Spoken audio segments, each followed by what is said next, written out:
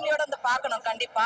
Love story எல்லாமே hero heroine Mantra madam எல்லாமே நல்லா நடிச்சிருக்காங்க.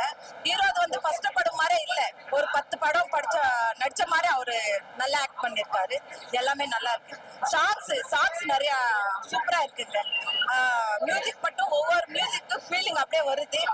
கண்டிப்பா அழுக வரும். நீங்க லாஸ்ட் சீன் பார்த்தாவே எல்லாருமே அழுதுட்டு தான் வரும். நாங்க எல்லாமே அழுதுட்டு தான் வரோம். நல்ல ஃபேமிலியோட வந்து பார்க்கலாம் கண்டிப்பா. புரியல.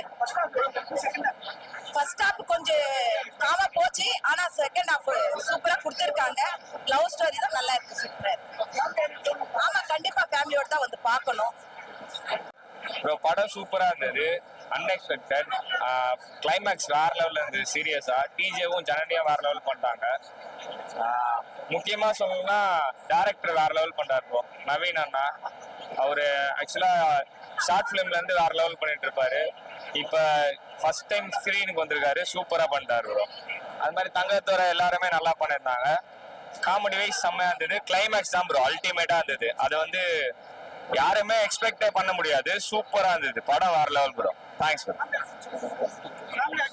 இல்ல ஃபேமிலி ஆடியன்ஸ் ஃபர்ஸ்ட், ஃப்ரெண்ட்ஸ் எல்லாரும் வந்து பார்க்க வேண்டிய படம். ஃபேமிலி மெயினா ஃபேமிலியா வந்து பார்த்தா படம் செம்மையா இருக்கும், எல்லாருக்குமே பிடிக்கும் ப்ரோ. Okay bro. ஹீரோயினும் ஹீரோ வில்லனும் எல்லாம் சூப்பரா இருக்கு.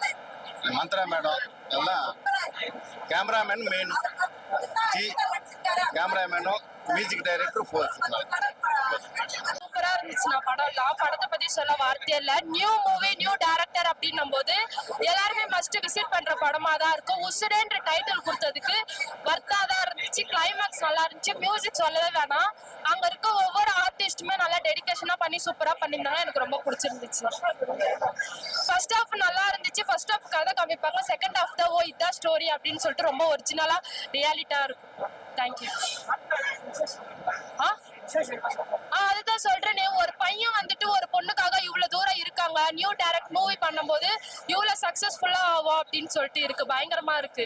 மியூசிக்லாம் சொல்ல வேணா, ரொம்ப எமோஷனலா கனெக்ட் ஆச்சு சில சீன் தான் பார்க்கும்போது. தேங்க்யூ. படம் உண்மையுமே நல்லா இருக்கு. டிஜே நல்லா நடிச்சிருக்காரு. அது மட்டும் இல்லாம அந்த செகண்ட் ஹாஃப்ல ஒரு ட்விஸ்ட் ரொம்ப பிடிச்சிருந்துச்சு. அது மட்டும் இல்லாம விஷுவலும் சூப்பரா இருந்துச்சு.